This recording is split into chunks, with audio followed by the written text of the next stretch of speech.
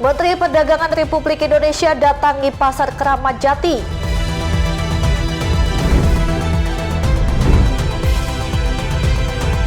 Harga daging ayam di pasar tradisional meroket.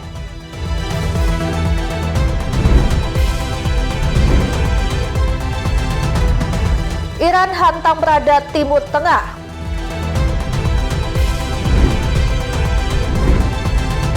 Halo, selamat malam pemirsa setia Berita Nasional TV. Senang sekali Berita Nasional Malam kembali hadir menyapa Anda. Selain 3 berita utama tadi, akan ada informasi lainnya yang akan kami sajikan untuk Anda. Bersama saya, Ajeng Tiara.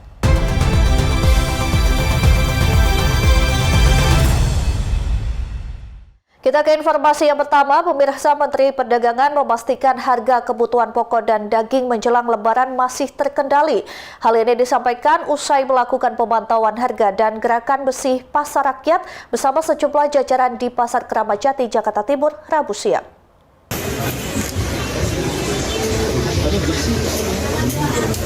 Menjelang Lebaran, Menteri Perdagangan bersama Menteri Lingkungan Hidup, Kapolda Metro Jaya dan Wali Kota Jakarta Timur meninjau langsung kondisi pasar rakyat di Pasar Keramat Jati, Jakarta Timur. Peninjauan dilakukan setelah kegiatan kerja bakti membersihkan area pasar dan sekaligus untuk memastikan harga kebutuhan pokok seperti daging tetap stabil menjelang Hari Raya Idul Fitri.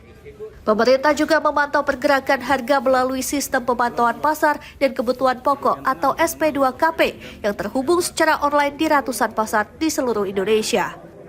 Dari pantauan tersebut, harga sejumlah komoditas pokok masih terkendali, seperti daging ayam yang berkisar Rp40.000 per kilogram, serta daging sapi yang berkisar Rp130.000 hingga Rp150.000 per kilogram. Meski demikian, pemerintah menegaskan harga acuan tertinggi daging sapi sebesar Rp140.000 per kilogram dan akan terus menjaga agar harga tetap terkendali. Tadi berdasarkan pengecekan di pasar sudah mulai banyak pembeli pengunjung yang berdatangan atau semakin meningkat ibu atau bapak yang sedang berbelanja.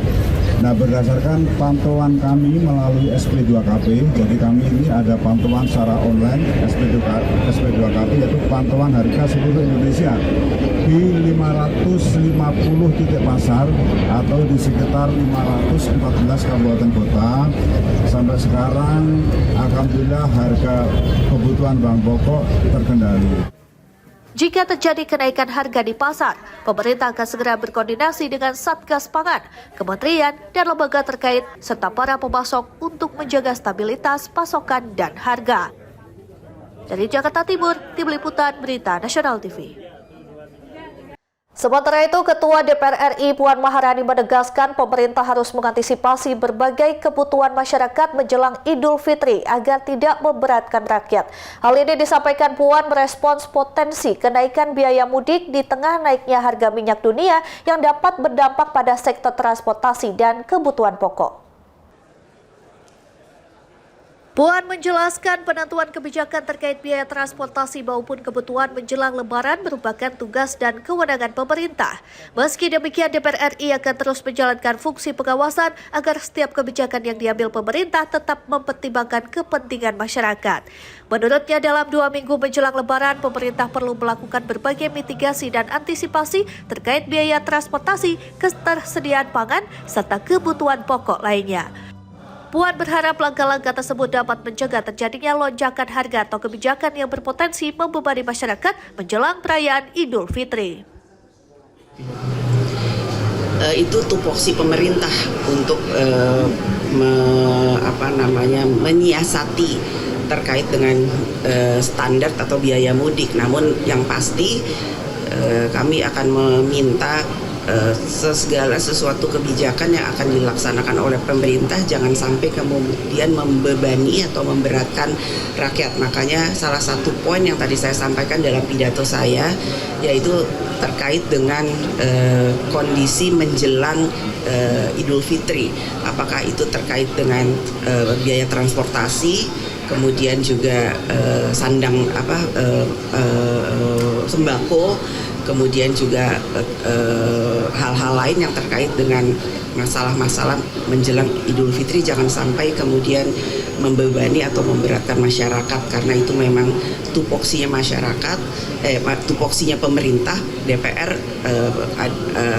tugasnya adalah mengawasi, namun dalam waktu yang masih ada 2 minggu ini di menjelang Lebaran, tentu saja kami akan meminta pemerintah untuk bisa melakukan semua mitigasi, antisipasi hal-hal yang terbaik untuk dilakukan. Jangan sampai menjelang Lebaran ada hal-hal yang tidak diantisipasi dan memitigasi sehingga membebani dan memberatkan masyarakat, apakah itu transportasi, masalah pangan dan lain sebagainya. Dari Jakarta, Natasha Alkoade Chandra, Berita Nasional TV. Ya pemirsa, lebih dari sepekan menjelang Lebaran, sejumlah warga mulai mendatangi stasiun Tanjung Karang, Bandar Lampung untuk mudik lebih awal. Pada umumnya, mereka memilih pulang kampung lebih cepat untuk menghindari kepadatan arus mudik, terlebih kondisi penjualan tiket kereta yang nyaris habis. Pantauan di stasiun Tanjung Karang, Bandar Lampung menunjukkan sejumlah penumpang sudah mulai melakukan perjalanan mudik lebih awal menjelang Hari Raya Idul Fitri 1447 Hijriah. Para penumpang pada umumnya mengaku sengaja berangkat lebih cepat untuk menghindari kepadatan penumpang yang biasanya terjadi mendekati puncak arus mudik. Selain itu, kereta api dinilai menjadi salah satu moda transportasi yang terjangkau dan nyaman untuk perjalanan jarak menengah maupun jarak jauh.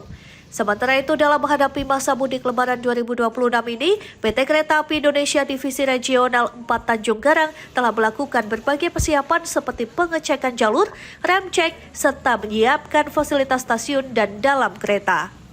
Kepala Divre 4 Tanjung Karang Hendy Helmi mengatakan, KAI menyiapkan lebih dari 60.000 tempat duduk pada masa mudik Lebaran dari Lampung menuju Sumatera Selatan menggunakan kereta api Rajabasa dan Kuala Stabas. Tingginya minat masyarakat terlihat dari tiket kereta yang sudah 98% terjual. Rajabasa ini totali secara keseluruhan itu sekitar hampir 60.000 lebih tempat duduk yang dijual dari 2 kereta ini. Rajabasa sekitar 37.000 ya, sedangkan Kuala Stabas sekitar 23.000. Jadi totali 60.000. Itu yang kita lakukan. Terus juga nanti penjualan tiketnya juga sudah kita lakukan. Untuk Rajabasa kita sudah lakukan 45 hari sebelum keberangkatan. Sedangkan untuk Kuala Stabas kita lakukan 7 hari sebelum keberangkatan. Pihak KAI mengimbau para calon penumpang dapat merencanakan agenda perjalanan dengan baik supaya tepat waktu sampai di stasiun. Dari Bandar Lampung, Tim Liputan Berita Nasional TV. Yang menyambut Hari Raya Idul Fitri 1447 Hijriah, warga Palembang pilih mudik lebih awal menggunakan moda angkutan kereta api. PT KAI Divre 3 Palembang kini telah menyiapkan 65.000 penumpang dengan rata-rata per hari 2.900 tempat duduk. Arus mudik Lebaran di stasiun Kertapati Palembang kini mulai ramai didatangi penumpang yang memilih lebih awal untuk keberangkatan mudik di kampung halamannya masing-masing. Para pemudik sengaja memilih keberangkatannya lebih awal untuk menghindari kemacetan maupun berdesak-desakan saat puncak arus mudik yang mendekati Hari Raya Idul Fitri mendatang.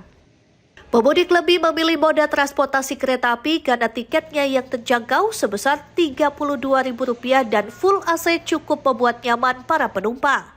Rencananya mau berangkat kemana nggak? Balik ke Lahat. Lahat guys. Kenapa kita pilih mudik awal nggak? Mudik lebih awal nih supaya hindari macet, padat, lebih santai juga. Pihak PT KAI Divre 3 Palembang mengoperasikan 3 kereta api yang siap mengangkut pemudik Lebaran, yaitu kereta api Bukit Selero, Ekonomi dan kereta Sidang Marga jurusan Palembang Lubuk Linggau, kereta api Rajabasa Ekonomi jurusan Palembang Lampung. Untuk periode masa angkutan Lebaran Idul Fitri tahun ini dimulai dari tanggal 11 Maret sampai dengan 1 April, PT KAI Divre 3 Palembang menyiapkan 65.500 tempat duduk dengan rata-rata per hari sekitar 2.982 tempat duduk. KAI Divre 3 Palembang sudah menyiapkan angkutan mudik Lebaran pada 11 Maret hingga 1 April yang sudah disiapkan sebanyak 65.000 penumpang dengan rincian 2.900 penumpang perharinya. Dari Palembang, Sumatera Selatan, Tim Liputan Berita Nasional TV. Harga daging ayam di pasar tradisional meroket. Informasi selengkapnya usai jeda, tetap saksikan Berita Nasional Malam.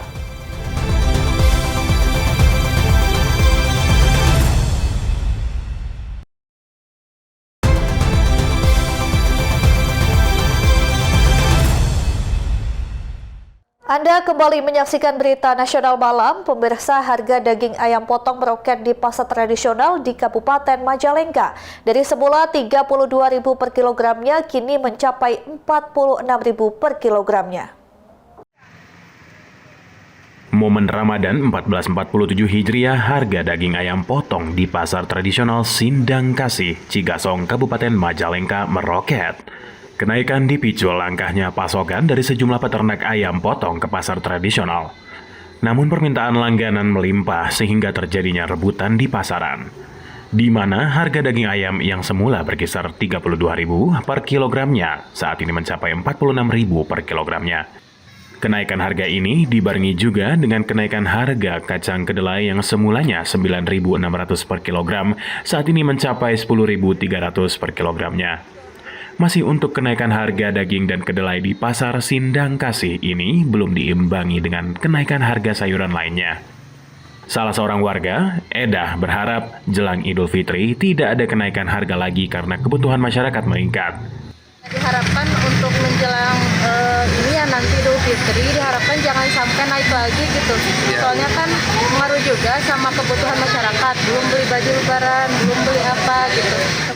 Pedagang daging ayam potong di pasar tradisional Yeti Sumiati membenarkan harga daging ayam potong dari perusahaannya naik terus. Enggak apa-apa. Harga normal kan biasanya ada yang 36, 38. Saat ini mencapai 46 ya Bu? Iya, sekarang mencapai 46. Soalnya kan emang dari PT-nya naik terus kan. Daya belinya sekarang bagaimana Bu? Ya kalau ulangan emang tiap hari juga beli pasti kan. Kalau soalnya kan itu kan buat bakso juga, buat giling semua kayak apa somai segala macam, emang paling 1-2 orang kalau yang itu mah. Di tempat terpisah pedagang sayuran, Ujang mengaku belum ada kenaikan harga sayuran. Kemungkinan hari ketiga jelang Idul Fitri ada kenaikan harganya. Sejak kapan Pak? Semingguan lagi apa 2-3 hari lah. 3 harian lagi Pak? Tapi dalam artinya masih stabil Pak untuk harga-harga cabai rawit begitu Pak? Sejumlah kebutuhan pokok lainnya seperti sayuran, beras, minyak masih relatif stabil di pasar tradisional Sindang Kasih, Kecamatan Cigasong, Kabupaten Majalengka. Dari Majalengka, Jawa Barat, jurnalis Berita Nasional TV. Beralih ke kabar lain, sesosok bayi yang masih hidup ditemukan dalam wadah kantong kertas di Jalan Barito 2 Kramat Pela, Kebayoran Baru, Jakarta Selatan. Polisi masih mengejar seorang pria yang terekam CCTV saat membuang bayi 1 jam sebelum ditemukan oleh seorang guru. Kamera pengawas atau CCTV ini merekam saat seorang pria meletakkan wadah kantong kertas di bawah pohon samping pintu masuk sebuah sekolah swasta di Jalan Barito 2, Kramat Pela, Kebayoran Baru, Jakarta Selatan. Pria yang mengenakan sweater warna putih ini kemudian meninggalkan lokasi dengan berjalan kaki. Belakangan terungkap, kantong kertas yang diletakkan pria tidak dikenal tadi berisi sesosok bayi berjenis kelamin laki-laki. Bayi tak berdosa ini pertama kali ditemukan oleh seorang guru dan petugas keamanan sekolah yang curiga terhadap keberadaan kantong kertas di samping gerbang masuk sekolah. Saat dibuka, keduanya terkejut menemukan sesosok bayi dalam balutan selimut dan 1 kantong lain berisi perlengkapan bayi. Pengurus lingkungan dan Polsek Kebayoran Baru yang menerima laporan kemudian membawa bayi tersebut ke puskesmas untuk mendapatkan penanganan medis sebelum akhirnya diserahkan ke Suku Dinas Sosial Pemkot Jakarta Selatan. Terekam CCTV, sempat Ada CCTV-nya. Maksudnya dari yang abang lihat di CCTV, ciri-ciri yang membuangnya? Laki sih, laki. laki ya? Pakainya sweater. Twitter ya Bang? Iya. Sendiri ya? Sendiri. Cuman dia buangnya naik mobil, apa naik gerobak, naik motor nggak tahu. Ya gimana ya, perasaannya ya inilah, tambangannya pejem banget lah. Ya, rasanya nggak tega lah yang namanya bayi ya. Dari kepolisian, kita sedang mendalami tentang yang diduga dalam CCTV itu masih dalam proses. Ya, itu dalam proses. Sehingga nantinya mungkin kalau sudah ada hal-hal yang memang menguatkan, kita akan sampaikan. Di sekitar bayinya sendiri Pak, ada temuan barang-barang apa saja Pak, selain yang ada di kepolisian Pak? Iya, memang di TKP juga Polsek Kebayoran Baru masih menelusuri jejak pria yang terekam CCTV saat membuang kantong kertas berisi bayi. Petugas telah memintai keterangan 2 orang saksi dan melakukan olah tempat kejadian perkara untuk mengungkap identitas terduga pelaku. Dari Jakarta, jurnalis Berita Nasional TV. Ya, kabar berikutnya, Jakarta Aquarium dan Safari menjadi akuarium indoor terbesar di Indonesia yang menampilkan ribuan satwa akuatik dan non-akuatik. Wisata edukasi ini dikelola Taman Safari Indonesia bekerjasama dengan Aquaria KLCC Malaysia dan menawarkan berbagai atraksi interaktif bagi pengunjung.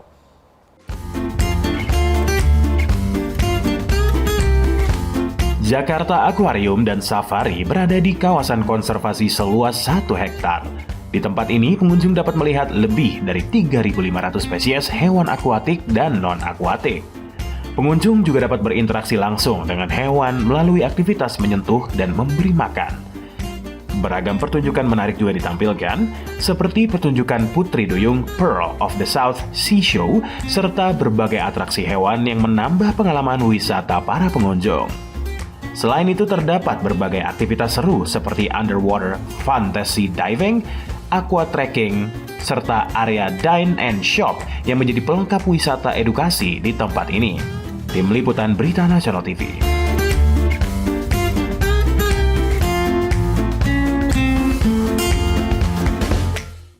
Selanjutnya, SeaWorld Ancol menjadi salah satu destinasi wisata edukasi bertema dunia bawah laut di Taman Impian Jaya Ancol. Wisata akuarium ini menampilkan ribuan biota air tawar dan laut serta mengusung misi pendidikan, konservasi, dan hiburan bagi pengunjung.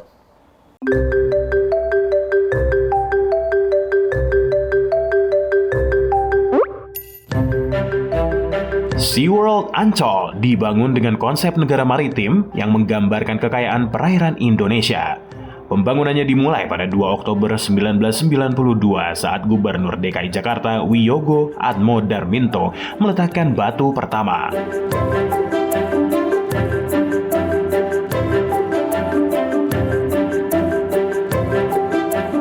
Wisata akuarium ini resmi dibuka pada 3 Juni 1994 dan berdiri di atas lahan seluas 3 hektar di kawasan Taman Impian Jaya Ancol. Dengan bangunan 2 lantai yang menampilkan berbagai akuarium dan fasilitas edukatif.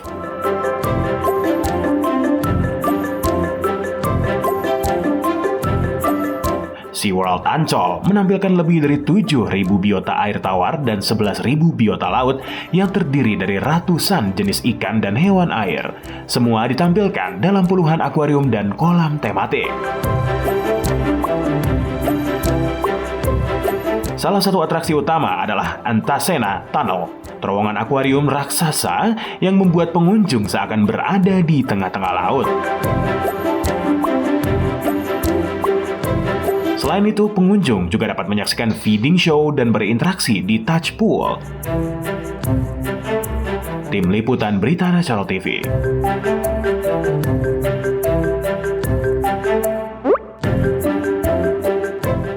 Pemirsa, Iran menghantam sistem radar menjadi pertahanan udara Amerika Serikat dan sekutunya di Timur Tengah. Iran menggunakan drone serang satu arah dalam operasi ini. Opening days of the war.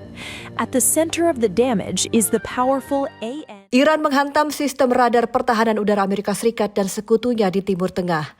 Serangan menargetkan sejumlah fasilitas radar penting, membuat pertahanan Amerika Serikat kesulitan melacak rudal yang datang. Serangan ini dilakukan sebagai balasan atas rangkaian pengeboman yang dilancarkan Amerika Serikat dan Israel terhadap Iran. Sejumlah radar, sistem komunikasi, dan instalasi pertahanan udara terkena dampak di beberapa negara kawasan Teluk. Pejabat Amerika Serikat, analis militer, dan citra satelit komersial menerangkan serangan Iran menghantam radar-radar di Qatar, Uni Emirat Arab, Yordania, Bahrain, Kuwait, dan Arab Saudi. Iran disebut menggunakan drone serang satu arah seperti Shahed dalam operasi tersebut. Drone jenis ini relatif murah dibandingkan rudal canggih yang biasa digunakan sistem pertahanan udara Amerika. Diberitakan Wall Street Journal pada Sabtu 7 Maret 2026, juru bicara Komando Pusat Amerika Serikat, CENTCOM, mengklaim militer Amerika Serikat berada dalam kemampuan tempur penuh meski sistem radar mendapat serangan. Militer Amerika Serikat menyatakan kemampuan Iran melancarkan serangan sudah menurun. Laksamana Brad Cooper, Komandan Pasukan Amerika Serikat di Timur Tengah menerangkan sejak perang dimulai, serangan rudal balistik Iran turun sekitar 90%, sedangkan serangan drone berkurang sekitar 83%. Di sisi lain, Iran diyakini memiliki kapasitas memproduksi ribuan drone.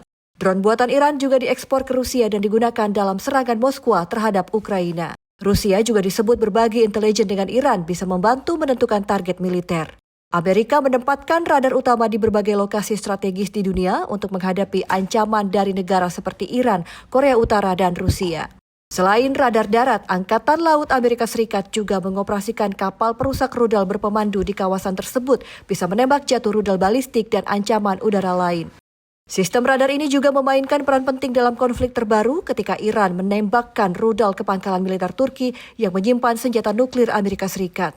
Radar Amerika di Turki Tenggara mendeteksi peluncuran tersebut. Radar mengirimkan peringatan kepada kapal perang Amerika di Mediterania Timur yang akhirnya menembak jatuh rudal tersebut. Advanced PAC-3 interceptor missiles are already limited.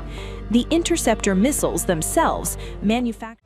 Ya pemirsa, usai jeda kami akan membahas terkait harga minyak yang melonjak akibat konflik Iran, Amerika Serikat, dan Israel bersama Profesor Aryawan Gunadi. Tetaplah bersama kami.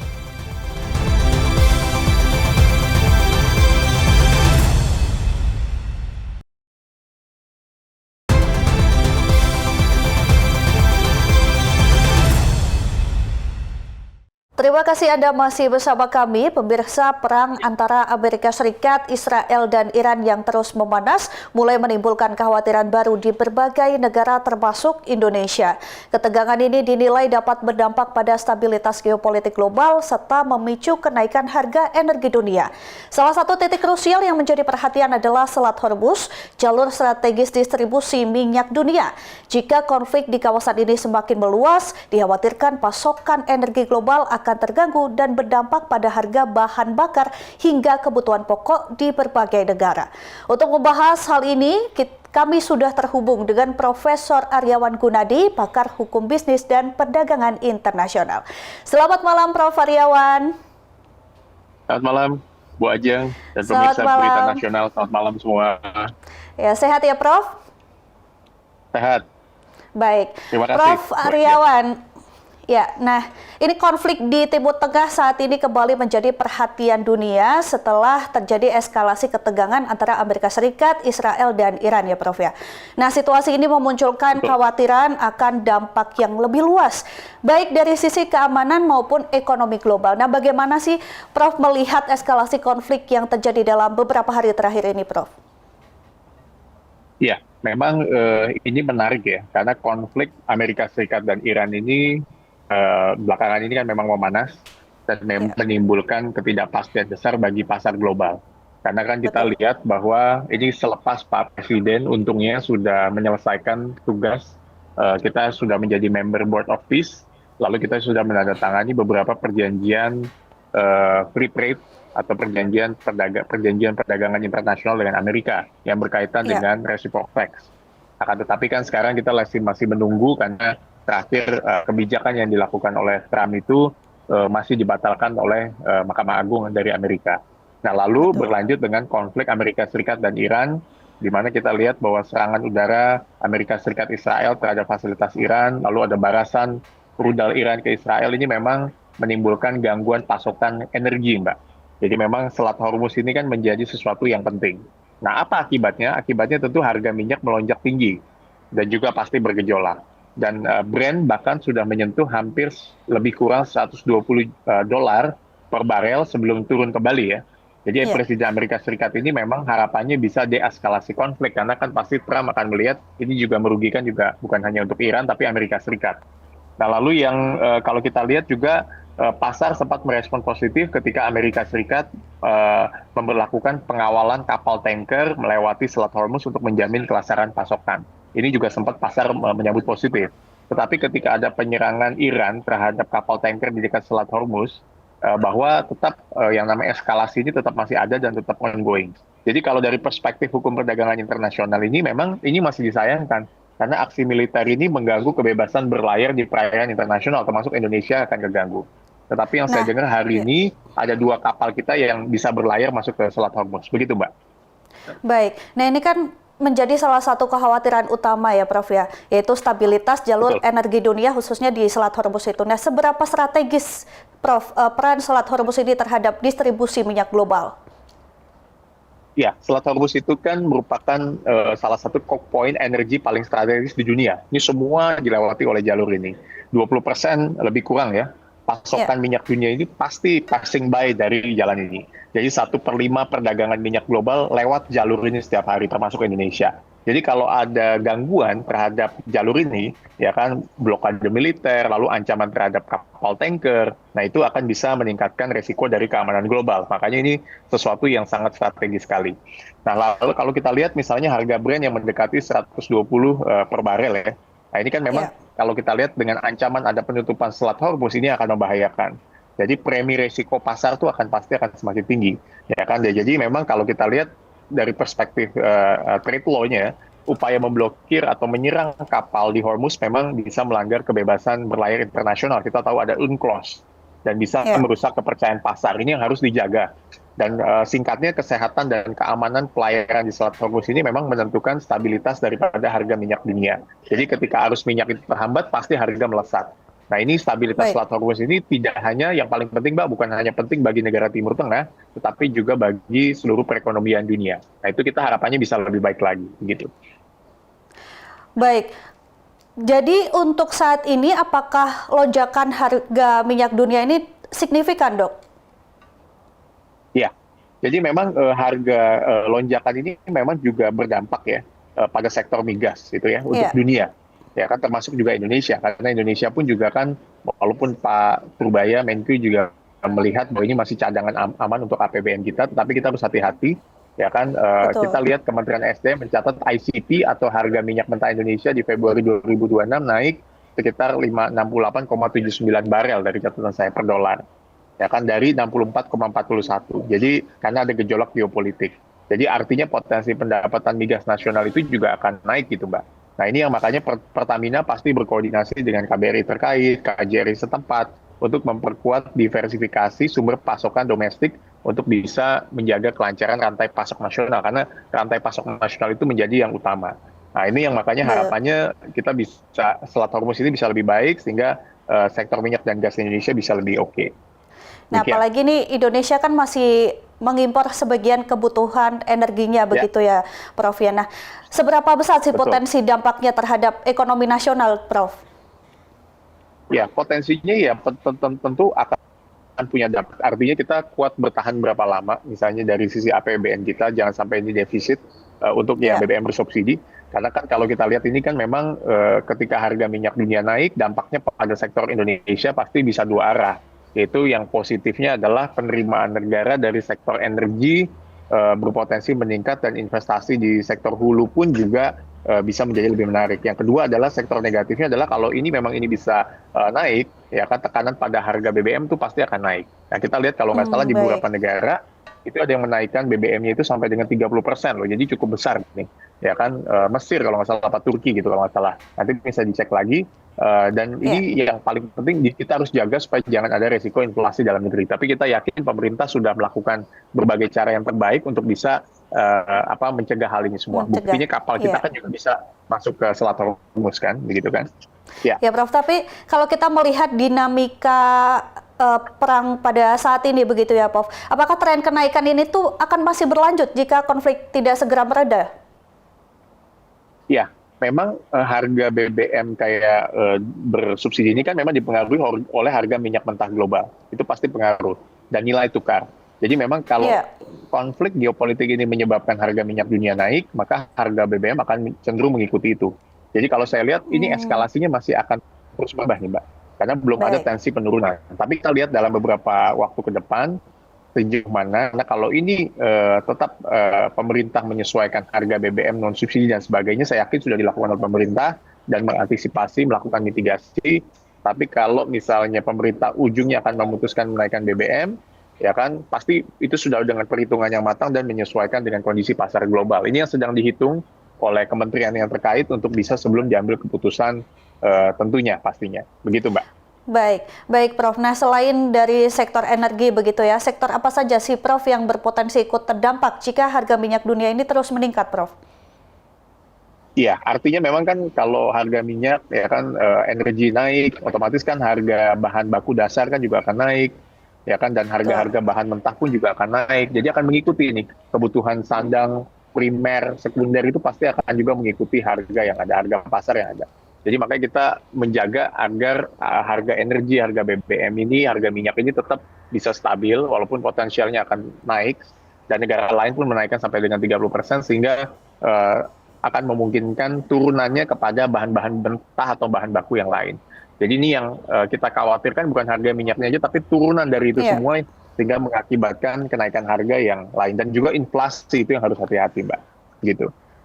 Nah, kalau jika konflik ini terus berlangsung begitu ya dalam jangka panjang nih, karena memang belum ada penentuan apakah ini akan berlangsung lama atau sebentar begitu kan, Prof. Nah, apakah ada resiko terjadinya krisis energi global, Prof?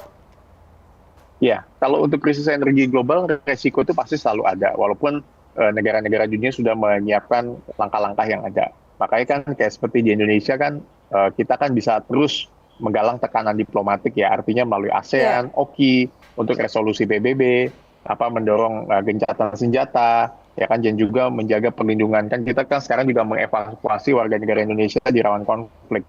Jadi intinya foreign policy kita atau kebijakan luar negeri kita harus menekankan diplomasi yang damai, dialog multilateral harus dijalankan, negosiasi, dan juga penegakan hukum internasional. Dan kita harus menghormati piagam PBB. Tapi kan memang kan ini kita lihat negara ini kan sedang mempertahankan katakanlah jati diri atau argumentasinya, sehingga diharapkan mereka bisa menang ya di dalam salah satu peperangan ini. Begitu, Mbak.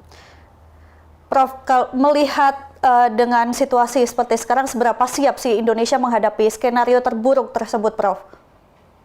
Ya, Indonesia ini kan memang tadi seperti saya bilang itu kita harus mau nggak mau siap karena Pak Presiden saya yakin sudah menyiapkan langkah-langkah. Ya, beliau artinya berani bahkan menawarkan menjadi mediator pada waktu itu untuk melakukan negosiasi antara dua negara yang berkonflik ini. Ya kan, tetapi kita kan juga wait and see apakah langkah-langkah yang dilakukan ini benar dan tepat. Kedua adalah pasti kita juga dari sisi keamanan, kebijakan, dan kita menghormati hukum internasional yang ada, pasti kita juga menjalin komunikasi dengan berbagai pihak. Dengan Utara, Timur, Amerika Serikat, Iran, negara Arab, dan juga tingkat internasional kita menjalin hubungan yang baik dengan United Nations. Saya lihat kan Pak Presiden juga cukup aktif ya di dunia multilateral, melakukan advokasi dalam perdamaian dan keamanan bangsa. Bahkan juga mengusulkan kasus kayak seperti Israel-Palestina, kita ingat pidatonya Pak Presiden untuk two-state solution kan, supaya kasusnya Israel dan Palestina ini bisa berjalan dengan baik. Artinya pasti kita mengedepankan sesuai dengan politik luar negeri kita bebas dan aktif, ya harapannya kita tetap menjaga mandat, menjaga perdamaian dan keamanan dunia itu, dan piagam PBB tetap ditegakkan. Begitu, Mbak. Ya, Prof. Nah, ini pemerintah kan juga menyebut ya bahwa stok BBM dan energi nasional Indonesia ini masih aman dalam beberapa pekan ke depan atau beberapa bulan ke depan. Namun jika konflik ini berlanjut, apakah ketahanan energi Indonesia masih cukup kuat, Prof? Iya. Artinya saya lihat tidak ada negara yang bisa terus kalau geopolitik ini terus meningkat setelah Hormuz terganggu. Saya rasa ini yang makanya nggak semua pasti negara kuat, termasuk Indonesia. Saya lihat, tapi Indonesia sudah cukup baik sampai dengan saat ini. Bahkan kita lihat banyak negara yang sudah menaikkan sampai 30%, ya kan. Walaupun kita lihat per 1 Maret 2026 Pertamina menaikkan harga Pertamax ya dari 11.800 menjadi 12.300 kalau nggak salah gitu kan ya. Lalu Pertamax Turbo dan sebagainya. Nah ini kan tentu pasti pemerintah akan menjaga ini supaya lonjakan harga ini tidak melewati asumsi makro APBN yang 2026, Mbak. Ya kan, sehingga DPR itu mempertimbangkan penyesuaian subsidi jika harga minyak itu terus melambung. Artinya sejak memanasnya konflik Timur Tengah ini, pemerintah pasti akan berjaga-jaga mana yang bisa dinaikkan, mana yang belum, mana yang harus kita wait and see dan menunggu. Begitu. Betul. Nah, Prof, apakah Indonesia perlu mulai mencari sumber impor energi alternatif dari negara lain, Prof? Ya, diversifikasi ini penting, mencari alternatif bahan bakar atau diversifikasi. manajemen resiko, menjaga stok, dan juga mencari alternatif sumber bahan bakar. Ini penting menurut saya, karena kita tidak boleh mengandalkan dua ini, tetapi juga melakukan diversifikasi ke beberapa negara yang memang terkait. Dan Indonesia dan masyarakat internasional harapannya menghormati UN Charter, piagam PBB, dan juga terus melakukan optimalisasi dari perjanjian dagang yang kita lakukan. Kan kita banyak loh dengan Australia, dengan China, negara-negara di Arab, Timur Tengah, Eropa. Kita terus melakukan diversifikasi dengan yang ada, gitu. Jadi tidak hanya mengandalkan 1-2 negara. Begitu, Mbak Ajeng. Artinya jika kita melihat konflik di Timur Tengah saat ini apakah menjadi momentum bagi negara-negara dunia untuk mempercepat transisi menuju energi terbarukan, Prof? Iya, betul. Artinya ini juga salah satu positif yang kita bisa ambil. Energi terbarukan kan juga menjadi target ya untuk kedepannya. Menjadi alternatif yang bukan hanya menjadi bahan banyak, tetapi juga lewat energi terbarukan. Tetapi kan butuh waktu, Mbak, penyiapan infrastrukturnya, penyiapan tenaga ahlinya, penyiapan sumber resources-nya. Ini tidak negara itu bisa cepat gitu. Nah, itu yang makanya harapan kita semua bahwa konflik ini bisa menurun tensinya, sehingga paling tidak kita menyelamatkan harga bahan bakar atau harga minyak yang ada di dunia gitu. Baik, Prof. Dunia juga menaruh harapan besar begitu pada peran Dewan Keamanan PBB untuk meredakan konflik. Menurut Prof, langkah konkret apa nih yang seharusnya dilakukan oleh Dewan Keamanan PBB agar situasi tidak semakin memburuk? Ya, memang Dewan Keamanan PBB kan punya langkah untuk melakukan langkah preventif dan mendesak perdamaian. Ini penting. Dia juga bisa mendirect utusan khusus untuk melakukan gelar sidang untuk melakukan mediasi, mengkoordinasi dengan IEA agar negara-negara ini bisa duduk bareng untuk bisa pengguna minyak ini bukan cadangan yang strategis untuk bisa stabilisasi harga. Juga langkah-langkah G7 juga telah dipertimbangkan. Jadi Dewan Keamanan ini juga perlu menekankan kebebasan berlayar di Selat Hormuz. Jadi advokasi ini bisa dilakukan oleh Dewan Keamanan sesuai dengan perannya sebagai organ dari PBB. Dan ketika kepentingan negara saling berbenturan, nah ini harapannya pengambilan keputusan ini menjadi penting sehingga mereka bisa menentukan, oh ya ini yang boleh dulu, yang nggak boleh, gitu Mbak. Jadi peran Security Council Dewan Keamanan itu menjadi penting. Baik, artinya ini juga berpotensi mempengaruhi hubungan antar negara besar begitu ya, Prof ya? Betul sekali, Mbak. Baik, kalau dalam perspektif hukum internasional ini sejauh mana konflik seperti ini sebenarnya dapat dikendalikan melalui mekanisme internasional, Prof? Ya, konflik ini kan sebetulnya kan harusnya peran dari PBB itu kan juga penting ya. Tapi kan kita tahu lah, peran aja Mahkamah Agung beliau berani gitu, apalagi dengan United Nations. Ya, ini yang makanya kita lihat bahwa Amerika pun juga harus melihat satu sisi bahwa ini ada hal yang penting yaitu peace. Freedom and peace gitu kan, juga termasuk Iran pun juga sama, dan kita juga harus menghormati hukum internasional yang ada, karena kan ada aturan-aturan hukum internasional yang berlaku, dan harapannya pendekatan ini bisa konsisten, makanya negara-negara seperti Indonesia maupun negara-negara lain bisa membantu untuk melakukan diplomasi aktif, khususnya ke Amerika Serikat dan Iran, begitu Mbak. Betul, dalam konteks diplomasi internasional begitu ya, Prof, Indonesia kan memiliki prinsip politik luar negeri bebas dan aktif. Nah, hingga saat ini bagaimana peran Indonesia seharusnya dalam mendorong terciptanya perdamaian di Timur Tengah, atau sejauh ini dengan Presiden Prabowo yang melakukan hubungan bilateral, multilateral ini sudah efektif, Prof? Ya, Presiden Prabowo sih sudah melakukan langkah-langkah menurut saya yang sangat baik, luar biasa ya, artinya mencoba untuk aktif di skala global, menjadi mediator, menjadi penengah, dan sebagainya, menjadi bridge builder di antara negara-negara yang berkonflik. Sebetulnya dengan kita menjadi anggota Board of Peace pun juga sama, artinya misi yang mulianya adalah kita ingin perdamaian dan keamanan dunia. Nah, tetapi kan tidak mudah, nggak bisa Indonesia sendiri. Dan Indonesia kan bisa menggandeng ASEAN, bisa menggandeng negara-negara yang lain, atau union-union yang lain untuk bisa aktif di dalam penegakan hukum internasional yang ada. Artinya jangan sendiri gitu. Jadi Presiden ini kan melakukan fungsinya itu kan dengan baik lah ya, artinya care terhadap negara-negara lain, memberikan bantuan terhadap negara-negara yang berperang dan sebagainya. Harapannya ini bisa terus didukung dan bisa terus dilakukan diplomasi internasional oleh Indonesia. Begitu Mbak Ajeng. Baik Prof. Aryawan, terakhir Prof, di tengah situasi global yang penuh ketidakpastian ini, apa pesan atau imbauan Anda bagi pemerintah dan masyarakat Indonesia agar tetap siap menghadapi dampak dari konflik geopolitik dunia ini? Pesan saya tetap kita harus bersiap-siap, ya kan, karena konflik ini kelihatannya akan terus eskalasinya naik. Kedua adalah kita melakukan mitigasi dengan menyiapkan plan A, plan B, plan C kalau andai kata konflik ini berkepanjangan. Ketiga adalah melakukan diversifikasi produk barang dan jasa bukan hanya ke negara-negara tertentu tapi ke negara-negara lain. Yang kita menyiapkan skenario kenaikan harga misalnya per barel berapa, ya kan, walaupun kenaikannya pasti tidak signifikan.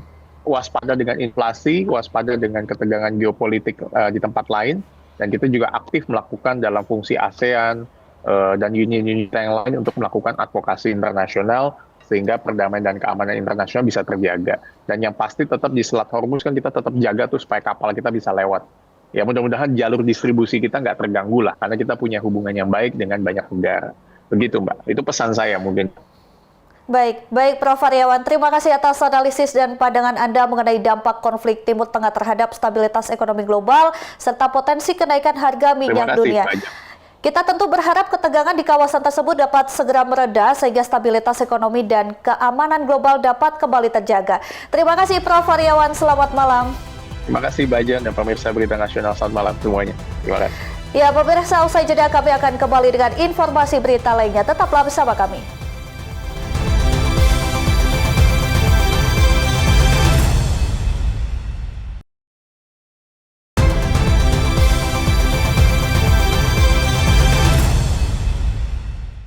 Ya, dari Kota Batu, Jawa Timur, kita beralih ke Kota Bogor. Ada The Jungle Water Park yang menjadi salah satu destinasi wisata air favorit bagi keluarga. Taman bermain air seluas 3 hingga 8 hektar ini menawarkan 12 wahana seru dengan air yang bersumber dari mata air Gunung Salak serta udara sejuk di kawasan Bogor Nirwana Residence.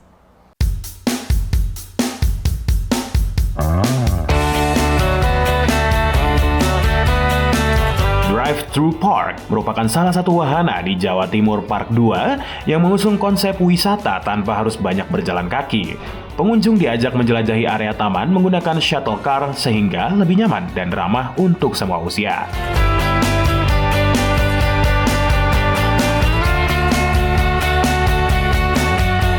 Di tengah perjalanan, pengelola menyediakan rest area Drive-Thru Park yang menjadi satu-satunya zona untuk dieksplorasi dengan berjalan kaki. Area ini berada di titik 50% rute dan menjadi tempat beristirahat sekaligus menikmati berbagai hiburan dan edukasi. Pengunjung dapat menikmati beragam pertunjukan menarik seperti Ostrich Race, Extreme Bike Show, dan LED Live Show. Selain itu tersedia juga aktivitas memberi makan satwa seperti alpaka, elang, dan berbagai hewan lain dengan pendampingan para zookeeper. Hanya itu, area fantasi Kids Zoo dan Secret Jungle juga menjadi daya tarik bagi anak-anak dan pecinta satwa. Lebih dari 50 jenis hewan seperti red fox, lemur ekor cincin, hingga komodo dapat dilihat sambil mendapatkan penjelasan edukatif dari edukator Drive-Thru Park. Tim Liputan Berita Nasional TV.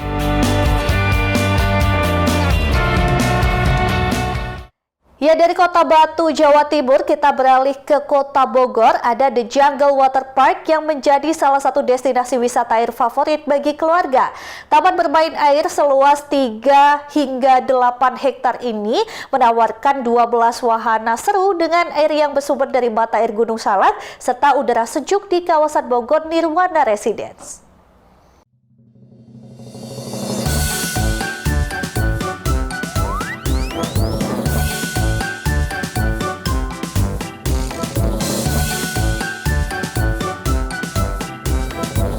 The Jungle Water Park telah berdiri sejak tahun 2008 dan berlokasi sekitar 15 menit dari gerbang tol Bogor. Tempat wisata ini menjadi pilihan liburan keluarga karena menyajikan berbagai wahana air yang aman dan menyenangkan.